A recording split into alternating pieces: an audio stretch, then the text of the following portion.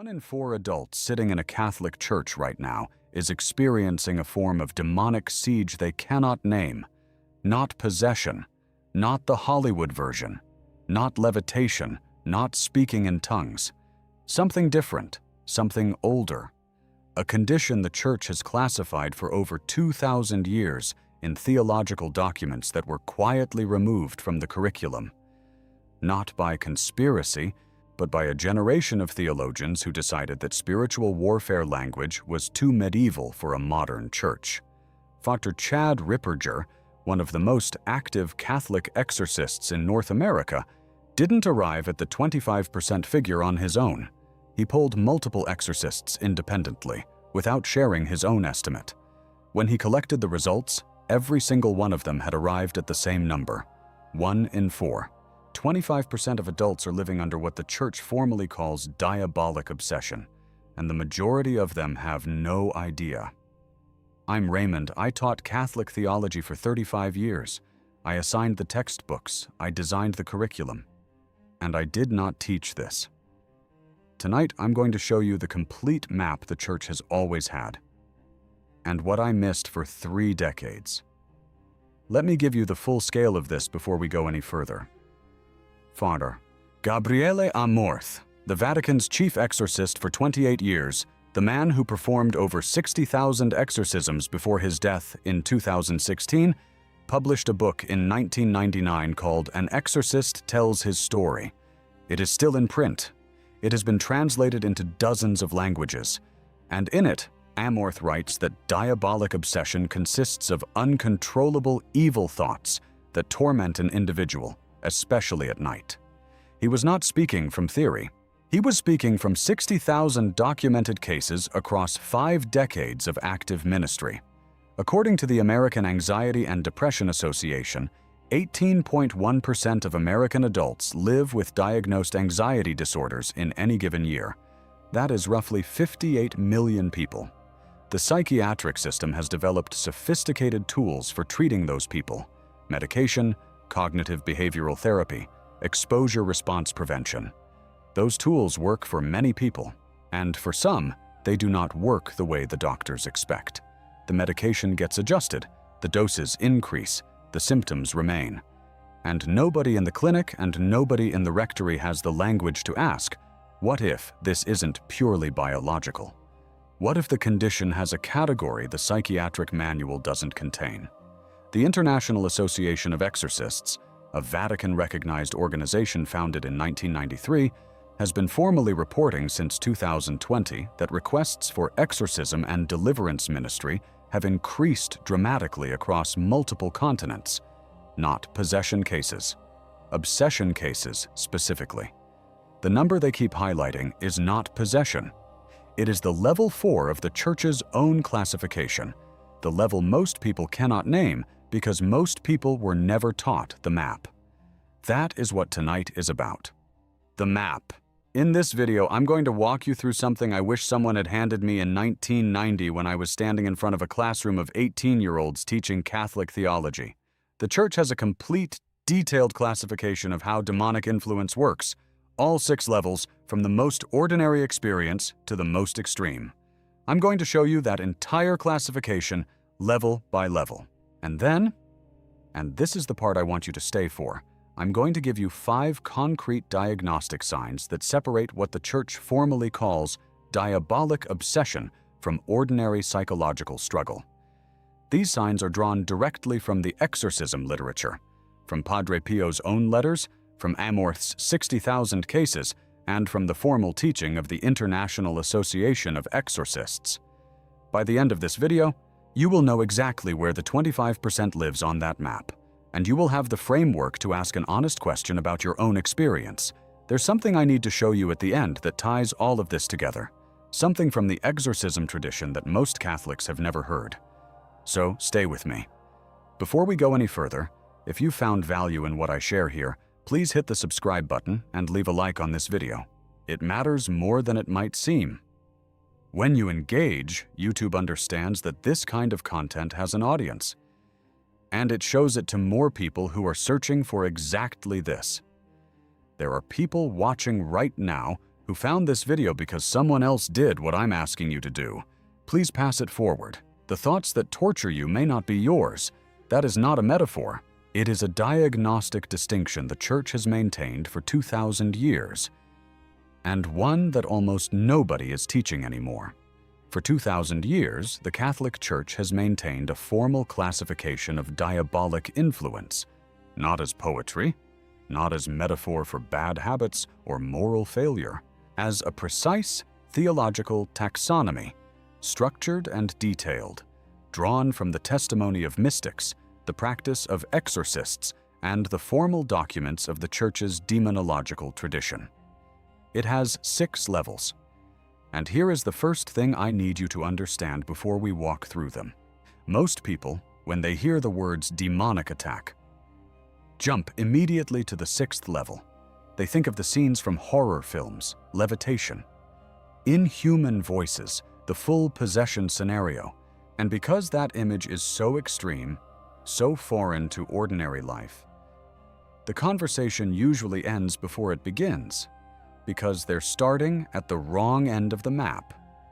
So let's start at the beginning. Level 1 is temptation. This is the most fundamental and the most universal experience in all of human spiritual life. Every human being alive, every person who has ever lived since the fall of Adam, experiences diabolic temptation. The demon proposes. The will responds. It is the baseline condition of existence on this side of paradise, and the ordinary tools of ordinary Catholic life are entirely sufficient to address it. Prayer, the sacraments, the examination of conscience, the virtue of prudence. Almost every Catholic knows this level, even if they don't think of it in these terms. The thought that arrives and says, do this, pursue this, take this. This is temptation in the formal sense. It is not an attack in any elevated sense. It is the standard operating condition of human freedom. This is not what the 25% statistic is describing. Level 2 is infestation. This is where the influence attaches not to a person, but to a place, an object, or an animal. Locations can carry spiritual weight from what happened in them, from rituals performed there, from sins committed there repeatedly over time, from consecrations to evil made in a specific space. Objects can be vehicles for influence when they were used in a cult ritual, when they were formally cursed, when they came down through family lines where such practices occurred. I'll be direct about something. When I was teaching in the classroom, I would have been uncomfortable stating what I just stated. It sounds superstitious to modern ears, and I was a product of the same formation that produced most modern Catholic educators, a formation that was understandably cautious about language that could be sensationalized or misapplied. But Amorth documents infestation consistently across 50 years of cases. It appears without interruption in the exorcism literature from the early Church Fathers to the formal documents of the Vatican's own exorcism rite.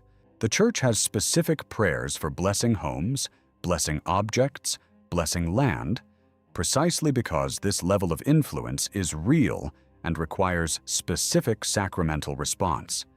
This is still not the 25% level. Level 3 is oppression.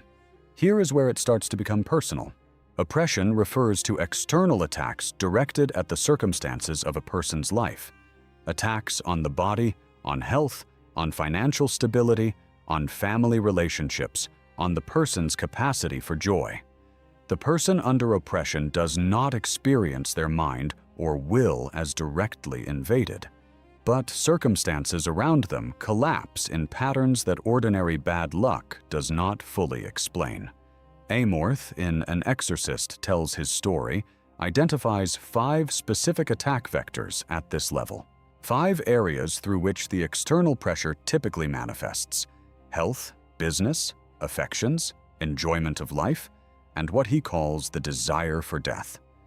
A persistent heaviness that makes existence feel unlivable without being classifiable as clinical depression in the psychiatric sense. I want to give you a concrete picture of what this looks like because I think the abstraction makes it easier to dismiss.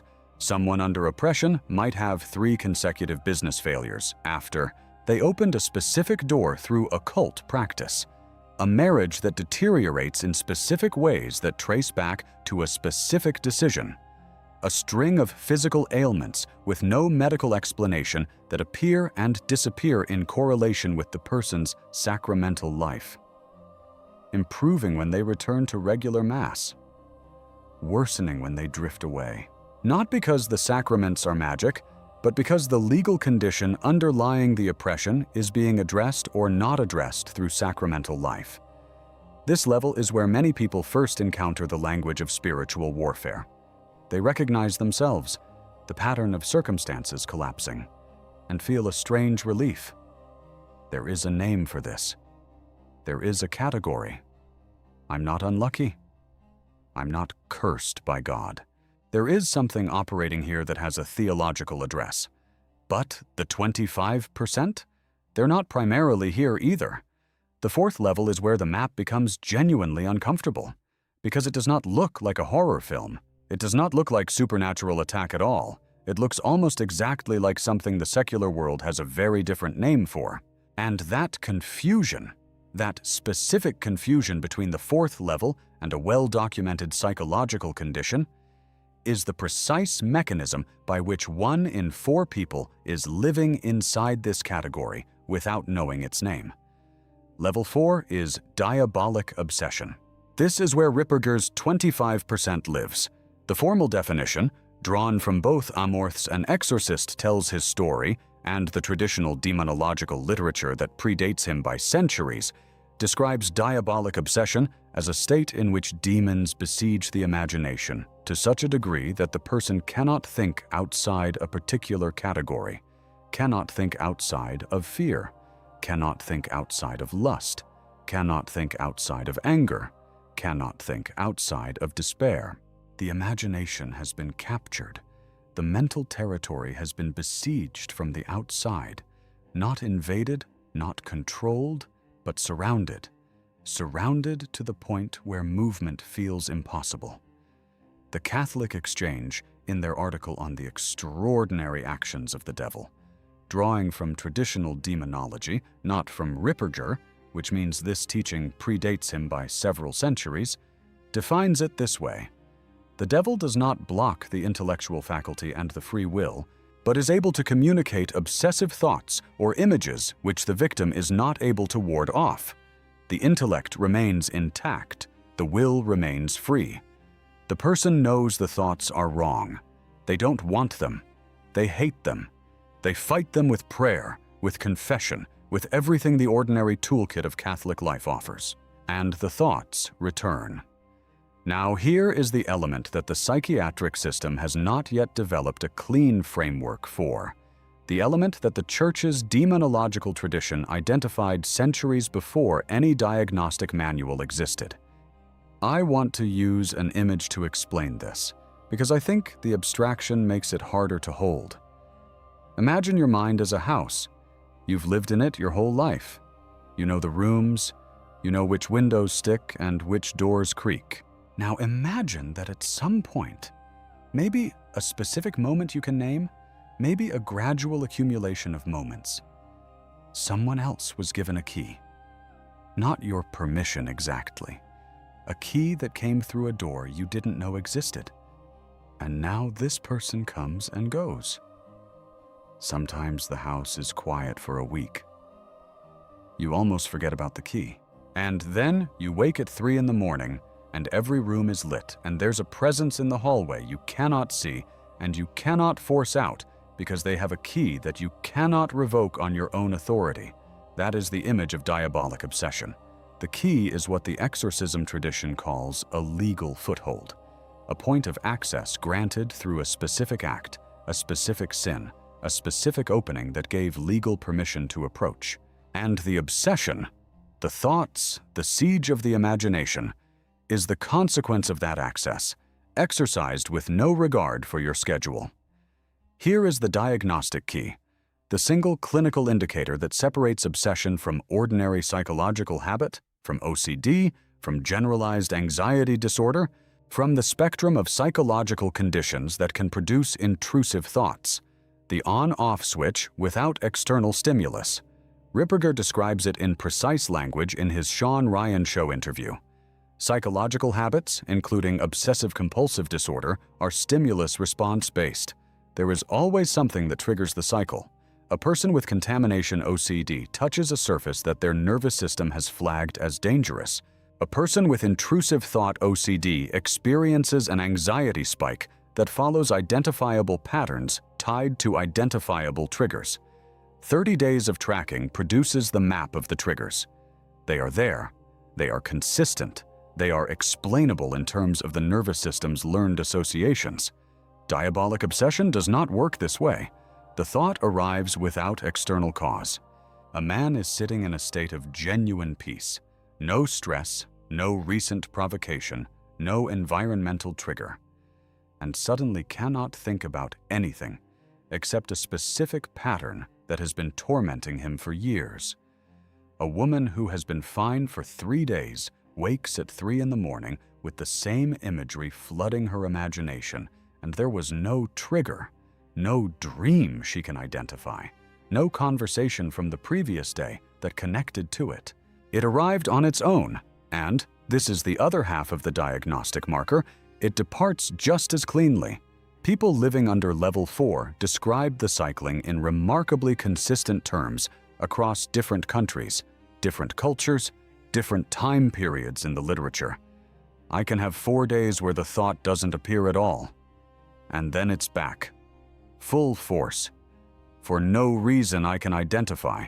That cycling, arriving without stimulus, departing without resolution, operating on a schedule that has no relationship to external circumstances, is the signature of the 4th level. It is not the signature of any psychological condition in the diagnostic literature. Now I want to show you something that changes the weight of this entire conversation. Because the man this channel is built around, a man who suffered physical attacks from demons that left visible, documented bruises, described the 4th level from the inside. In his own words, in letters that were not meant to be published. And what he described is the textbook definition of diabolic obsession. The Epistolario of Padre Pio, the collected letters published in multiple volumes by the Capuchin order, contains correspondence between Pio and his spiritual directors, Padre Benedetto and Padre Agostino, spanning decades of his active ministry at San Giovanni Rotondo. Most people who know about Padre Pio know about the physical attacks, the demons that came to him in the form of threatening figures, the bruises that his fellow friars documented, the violence that was examined by church authorities and by physicians who could find no natural explanation. But there is another category of attack in those letters that receives less attention, and I think it is less discussed precisely because it is more uncomfortable, because it maps directly onto experiences that millions of ordinary Catholics carry in silence and have been told are simply psychological. Padre Pio wrote to his spiritual director about what was happening in his imagination and in his mind. He used specific language. He wrote, "The devil tries to make me doubt the mercy of God." I need you to sit with that sentence for a moment, not as poetry, not as metaphor, as a precise description from a man of extraordinary spiritual caliber about an experience he was genuinely struggling to resist. The devil tries to make me doubt the mercy of God. This is the siege of the imagination. This is the thought that arrives from outside and floods the mental landscape with content that is completely contrary to what the person knows to be true. Padre Pio did not doubt the mercy of God. He had experienced it in ways that most mystics never attain in a lifetime. And yet the thought came, unbidden, unwanted, contrary to everything his theological formation and his mystical experience had established. And it came with the force of obsession. He also described, in multiple letters across multiple years, blasphemous thoughts that arrived during prayer. Thoughts of despair about his own salvation. Thoughts that were so contrary to his nature, to his vocation, to everything he had consecrated his life to, that he found them nearly impossible to describe to his spiritual directors without fear of being misunderstood. This is the pattern the Church's demonological tradition calls diabolic obsession. And here is what is important for you to hold on to. Padre Pio was not psychologically fragile. This was not a man prone to scrupulosity in the clinical sense of the word. He was a confessor who spent 10 to 15 hours a day in the confessional, sometimes 16 hours, showing extraordinary psychological clarity, emotional steadiness, and even humor in his interactions with the thousands of people who came to him. He was not the profile of a person with anxiety disorder or OCD, and yet he experienced in his inner life exactly what the tradition calls the siege of the imagination. He went to confession. The thoughts returned. He prayed the rosary with the determination that marked everything he did. The thoughts returned. He sought continuous guidance from his spiritual directors, specifically because he could not resolve this on his own.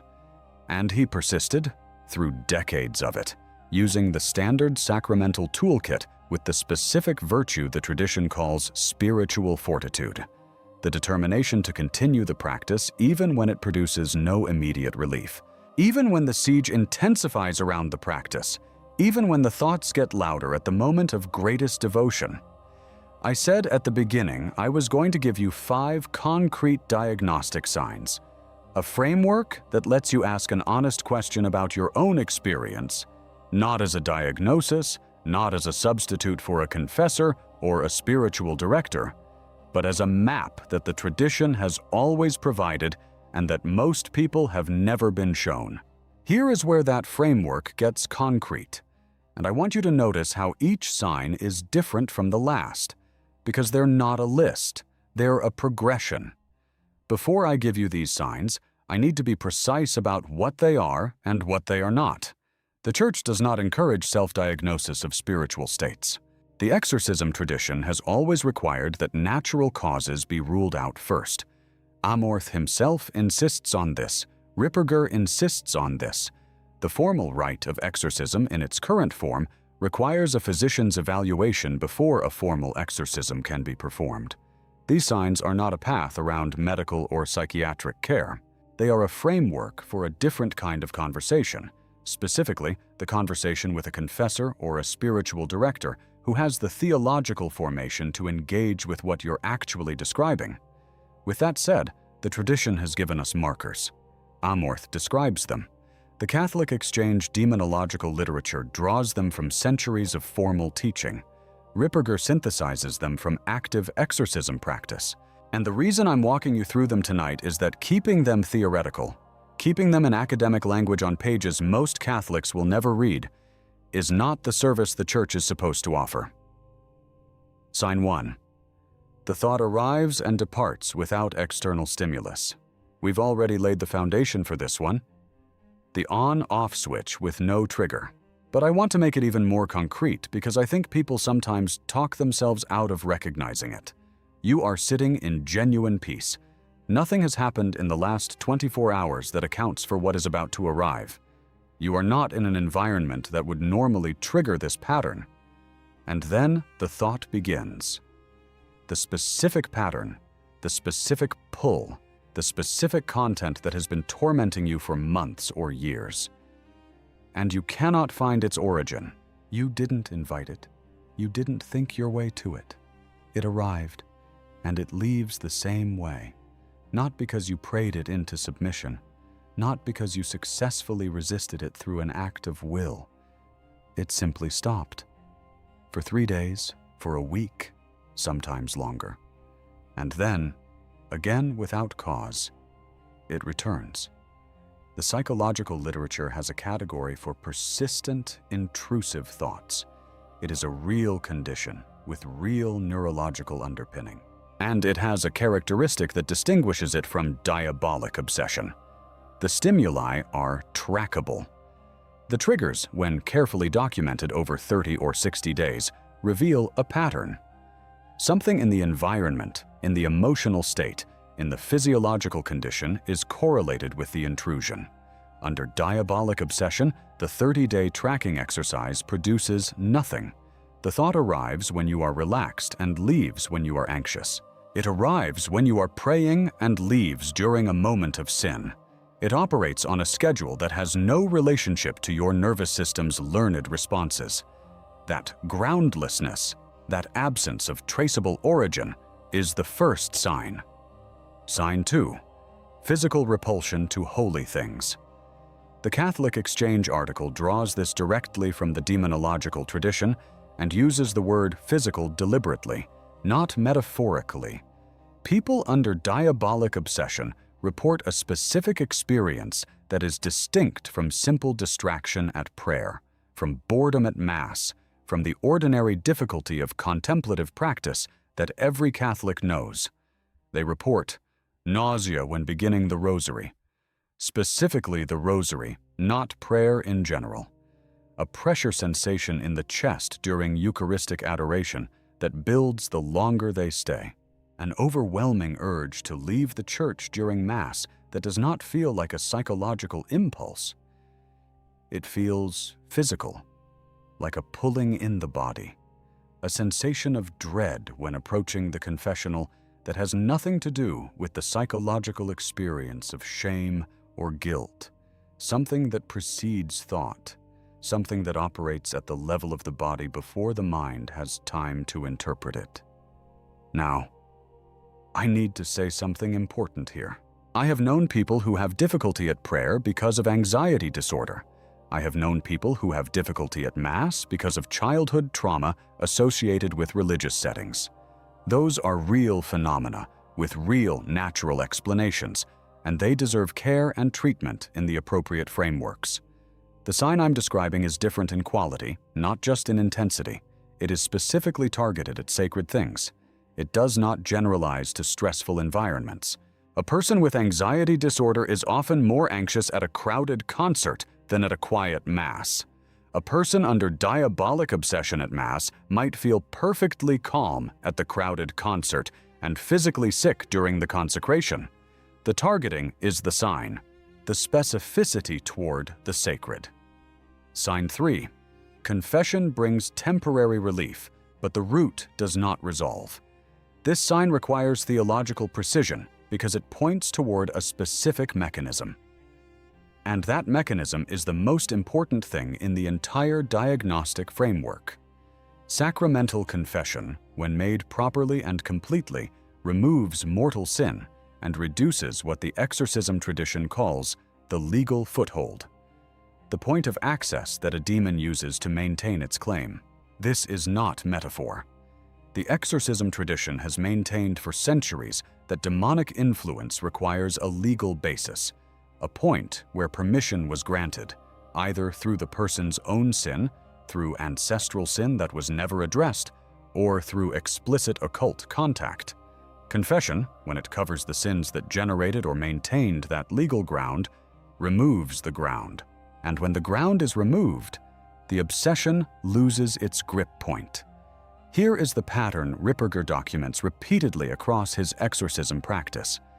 A person comes to him with persistent obsession, the cycling thoughts, the siege of the imagination, the pattern that returns despite confessions. He asks them about the history. He asks them about their sacramental life. And in a significant number of cases, what emerges is what the tradition calls a concealed confession, a sin that was brought to the sacrament but not fully disclosed, not necessarily through deliberate deception, sometimes through shame too great to speak completely, sometimes through a minimization that omitted the full context, sometimes through the person's internal conviction that they had confessed it enough when they had never confessed its fullest dimension. A sin that is not fully presented to the sacrament cannot be fully addressed by the sacrament. The legal foothold that sin created remains intact, and the obsession that is gripping that foothold remains active, temporarily relieved by confession because the general grace of the sacrament provides a degree of protection, but returning because the specific legal ground was never surrendered. Ripperger describes case after case where the resolution came not from formal exorcism, but from the general confession, a comprehensive, honest, full accounting of the person's entire life, including the thing they had been carrying in shame for 30 years. The moment that concealment was surrendered, the foothold was gone, and without the foothold, the obsession ceased within days. I want to stop here and tell you something personal. After Margaret died, my wife, 3 years ago, I found myself with thoughts I had never had before in my life. Dark thoughts. Thoughts about the meaning of suffering, about the mercy of God, about whether any of it mattered. I told myself it was grief. I told my spiritual director it was grief.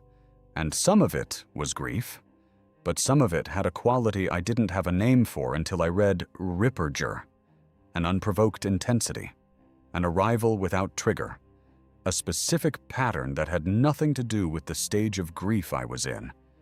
I made a general confession. I won't tell you what it covered, but I'll tell you that some of what came out of that confession was older than Margaret's death. And when it came out, when I brought it fully into the sacrament for the first time, something changed. Not immediately. Over about 10 days. The specific thought pattern that had been cycling stopped. I'm not telling you this as proof of anything. I'm telling you this because I think the personal example matters more than the theological argument. And because I was a Catholic theology teacher for 35 years, and I had never been taught to ask the question I finally asked, is there something in my confession history that I never fully surrendered? That is sign 3, and the question that goes with it. Sign 4. The pattern intensifies specifically around elevated spiritual practice. This is the sign that tends to produce the most confusion because it feels like it should be evidence against spiritual causation. If prayer makes it worse, doesn't that mean it's not spiritual? Doesn't that mean it's purely psychological? A conditioned response, an avoidance pattern, something that therapy could address? Here is the theological logic the tradition offers in response to that question. A person with clinical anxiety often finds that structured spiritual practice provides relief. The ritual of the rosary, the predictable shape of Mass, the physical act of kneeling. These structure the nervous system. They introduce calm. For genuinely anxious people, elevated spiritual practice often helps. For the person under diabolic obsession, the pattern inverts, and the tradition explains why.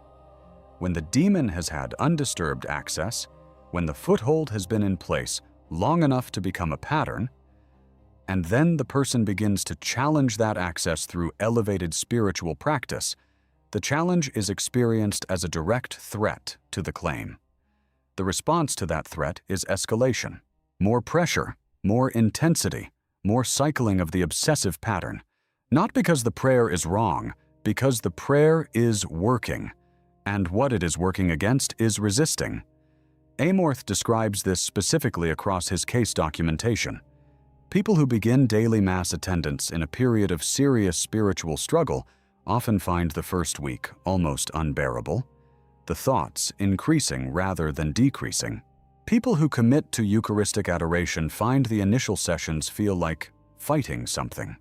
People who begin fasting find something that pushes back with an urgency they hadn't felt before. This is the sign.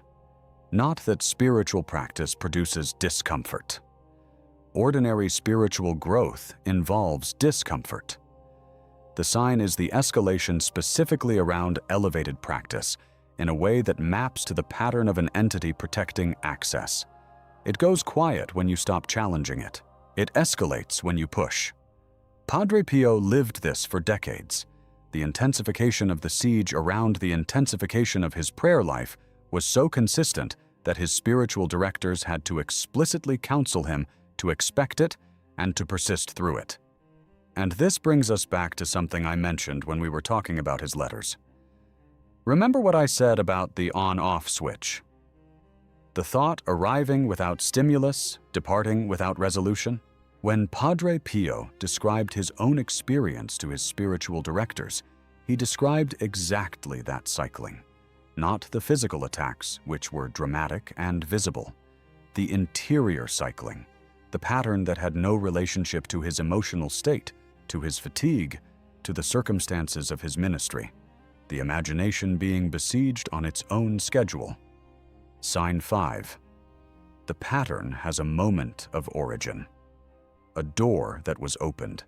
This is the sign that most people carry in silence, because it requires a kind of honesty that the culture, including often the Catholic culture, has made very difficult. The demonological tradition is consistent on this point. Diabolic obsession does not arise spontaneously. It requires a point of access, a moment, sometimes gradual, sometimes specific, when something created an opening. The tradition calls this the door. The International Association of Exorcists, in their formal communications since 2020, identifies several primary categories of doors in the contemporary context. Occult practices, Ouija boards, tarot used seriously rather than as a game, astrology taken as genuine guidance, New Age healing modalities, Reiki, energy work, past life regression, channeling, pornography. Both for the specific content it introduces to the imagination and for the spiritual dimensions of the acts it depicts. Serious mortal sin maintained deliberately over time without confession. Formal association with groups that have occult elements in their structure, whether or not the person was aware of those elements at the time of joining.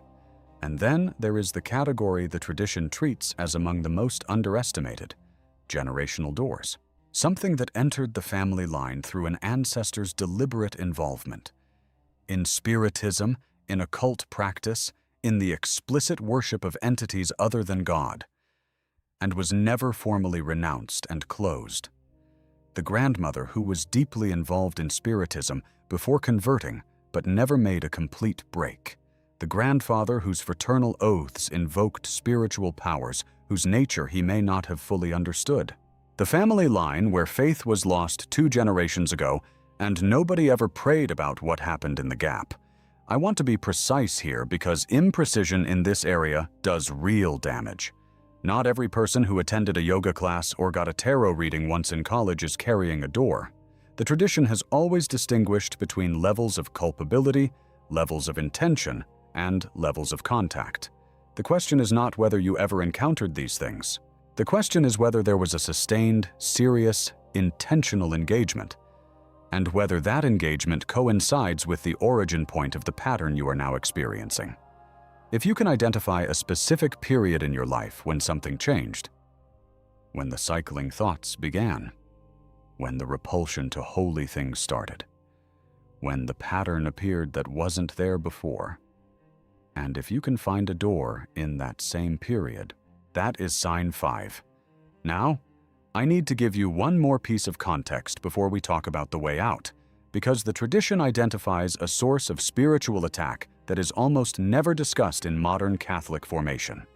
A source that connects everything I've described tonight to a practice the Church has always considered essential, and that most contemporary Catholics have been allowed to forget.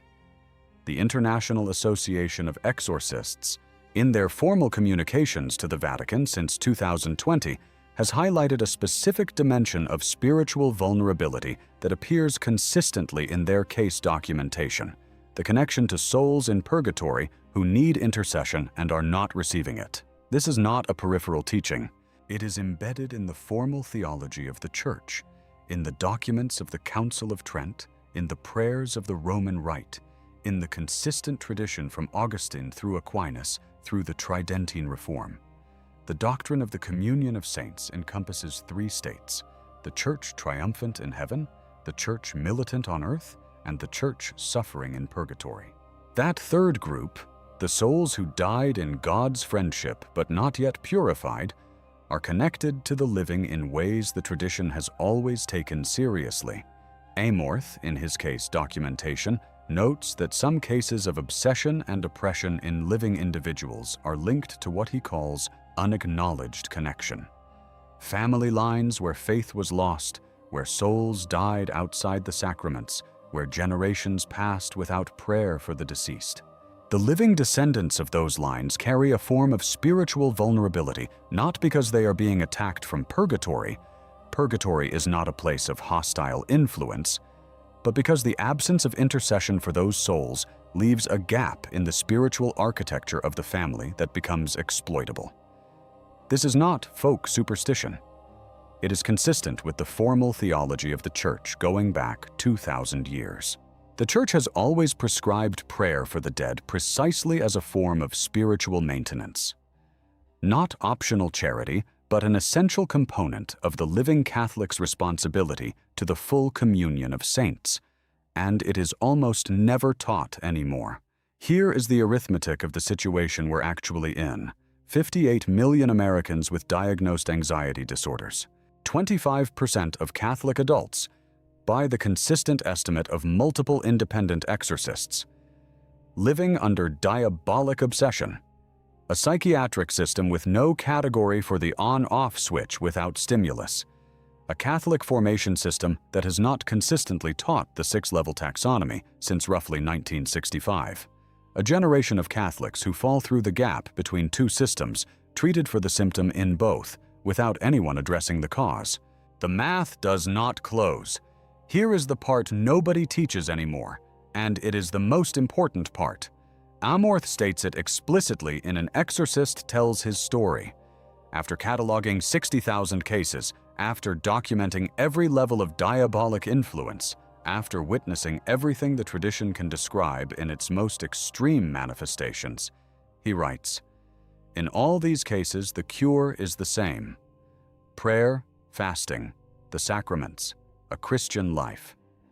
Not exorcism as the first response. Not deliverance ministry as the opening move.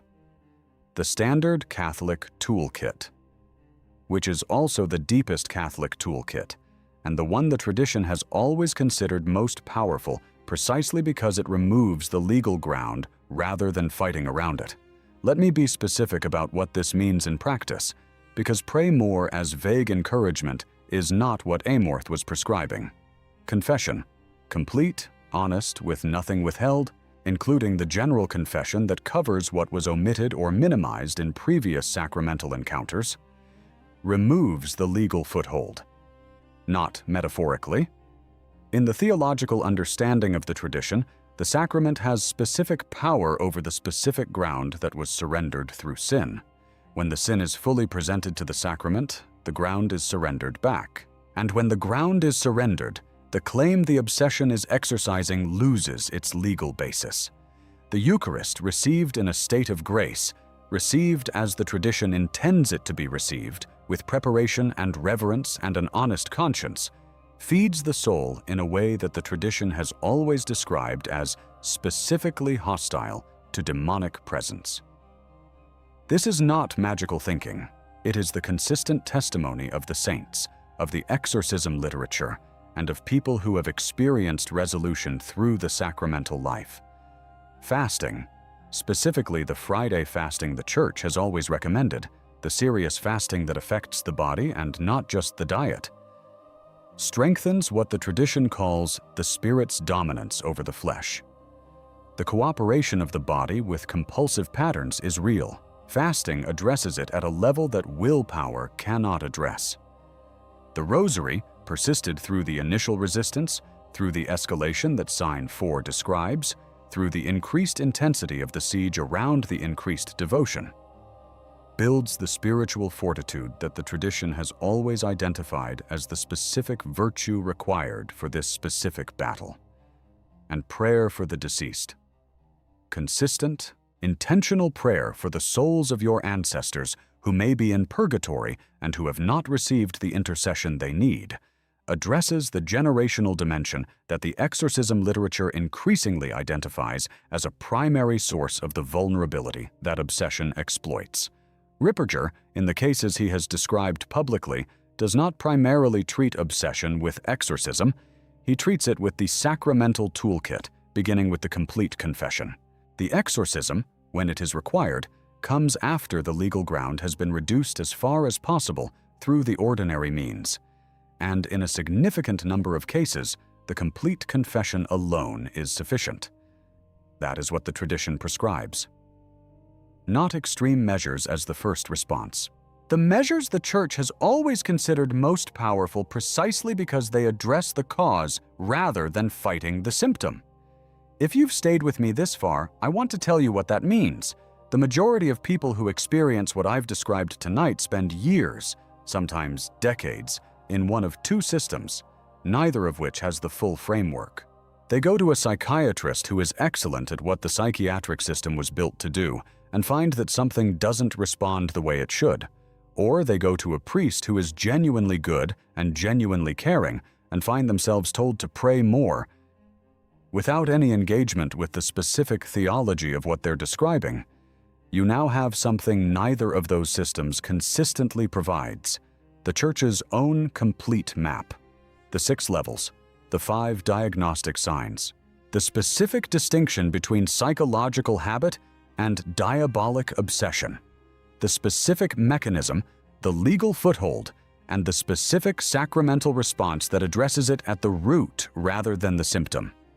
What separates knowing from changing is always the same thing: the willingness to apply it honestly.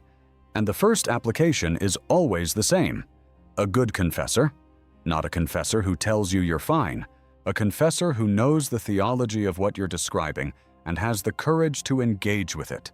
And that brings me to something I want to share before we close tonight. One of the dimensions of spiritual protection that the exorcism tradition identifies as consistently underestimated, and that the International Association of Exorcists has specifically highlighted in their recent reports, is the practice of intentional prayer for the souls of the deceased, for the members of your family who may be in purgatory, for the ancestors who died outside the sacraments or who received them but have been praying alone in purgatory for generations without intercession from the living. There is a program called Purgatory Rescue. It is 30 days of structured prayer for the souls of the deceased, built around the Church's formal teaching on intercession for the dead, the theological connection between purgatorial souls and the spiritual state of the living, and the specific prayers the Church has always recommended for this purpose.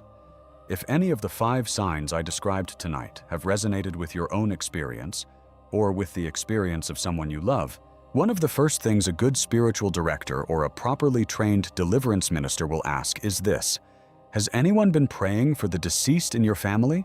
Has the communion of saints been maintained in your family line through consistent prayer for those who have gone before you?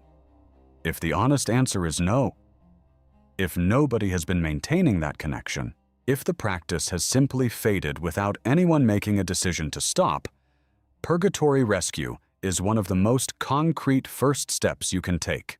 It does not replace confession. It does not replace spiritual direction.